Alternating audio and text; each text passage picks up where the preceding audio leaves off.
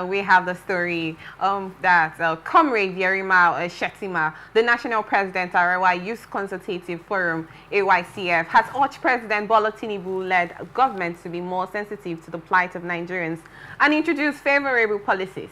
In an interview, Shettima said some of the policies of the present administration do not give hope to the common Nigerians. He said that an economic policy has worked somewhere else successfully does not mean it must work here in Nigeria. So the government must be very sensitive concerning the policies models that they import in our situation. This country is hugely blessed, and there is no reason for Nigerians to be in this situation if the government decides to be more sensitive to the plight of the people. Yes, there is hunger, there is insecurity, and Nigerians want to see gradual progress taking place. So, the onus is still on the government to raise the leadership bar that will inspire hope on the people. The reality, as I have said, is that the government cannot reverse the damage of the Buhari regime as easily as most Nigerians think. They cannot even reverse all the mess in 4 years, but Nigerians should begin to see conscious relief, improvement, and the government coming up with policies that give people hope, he added. The chairman of the Arewa Youth Forum has he urged the President of the Federal Republic of Nigeria, Tinubu, to, drop certain policies. What kind of policy do you think he's referring to here, Barrister Maki? First of all, let me say this. Like I said, I'm not ashamed of it. I'm 53 years old. I'm not a kid. I've been here for a while. So I've seen a lot of things. I used to jokingly say this to people. I entered University of Calabar when I was 20 years old. Now I'm 53. When I entered University of Calabar then, I heard about Odukmani Itu Road crisis. That crisis is worse now than then. This is 30-something years down the line. Are we joking here? You heard of Element Junction to Trailer Park.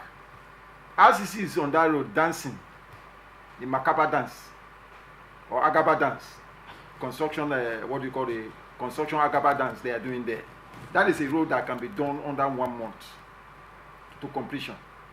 Billions, people are losing billions on that road. They refuse to open the seaport here. All these, there's an economic war going on, which is a continuation of the seaport. See, we joke big time here.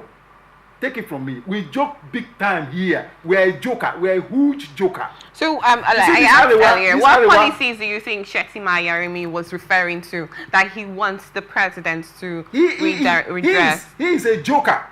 Who? Yerima is a joker. You know why I say so? Why do you say so? See, let me say this to you. You see, injustice. Injustice is like smoke. It's like air. If you think that injustice is currently benefiting you, just wait. It's a matter of time. You see the people who tells you, who steal the mandate of the people and tell you to go to court. Very soon, the table will turn against them. Look, for the first time, Nigerians flew into Nigeria to vote in 2023 election. I am telling you, one day, the professor that in charge of INEC will tell us what happened. That thing they call electoral glitch that we have not heard of till today. I have indicated to you here that let me mention this aspect.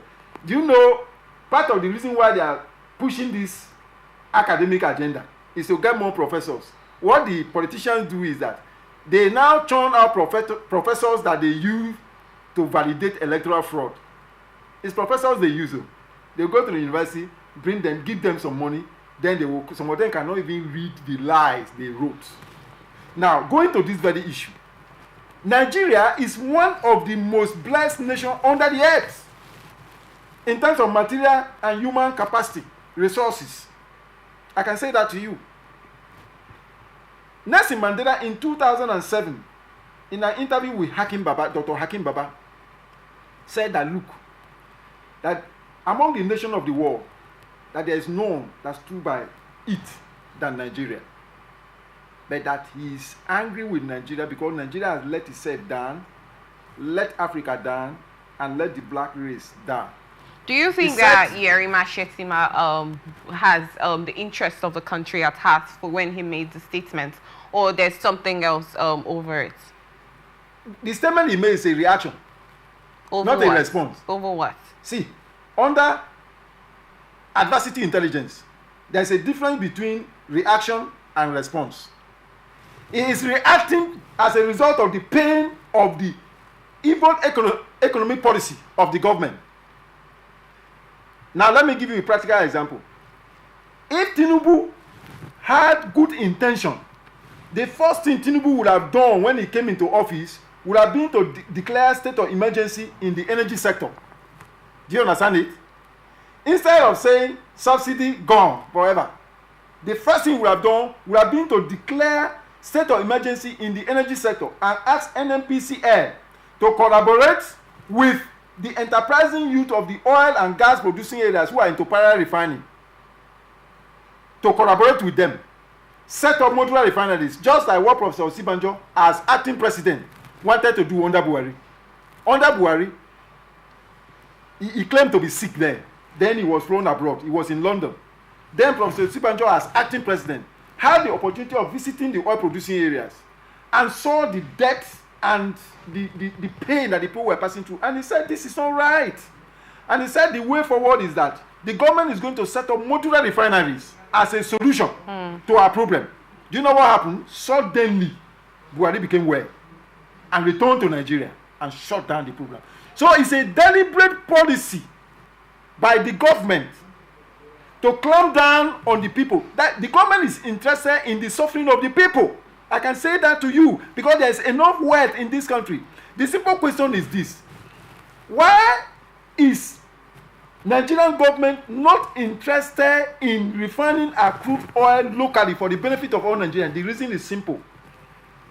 Nigerians in authority are the people having refineries outside Nigeria. The Malta scandal by Dangote exposed all that. They have these things outside here.